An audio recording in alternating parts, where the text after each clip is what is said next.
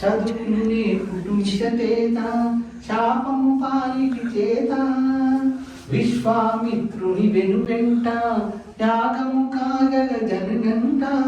పాకిస్తాన్లోని ఓ ఆలయంలో ఘంటసాల వెంకటేశ్వరరావు ఆలపించిన అచ్చ తెలుగు పాట వినిపించడం విశేషం.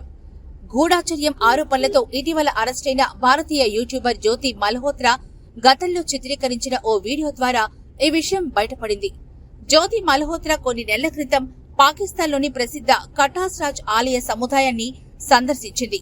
ఆ వీడియోలో 6 నిమిషాల 50 సెకండ్ల వద్ద జ్యోతి మల్హోత్రా కటాస్ రాజ్ ఆలయ ప్రాంగణంలోని ఆంజనేయ స్వామి ఆలయం వైపు వెళుతూ ఉండగా ఒక వ్యక్తి తెలుగు సినిమా పాటను పాడుతూ ఉన్నారు. భూకైలాస్ చిత్రంలోని రాముని అవతారం, రవికుల సోముని అవతారం అనే పాటను ఆలయంలో కూర్చొని ఓ పెద్దాయన పాడారు. పాకిస్తాన్లో తెలుగు పాట అంటూ ఈ క్లిప్పింగ్స్ ను షేర్ చేస్తూ మురిసిపోతున్నారు తెలుగు ప్రజలు.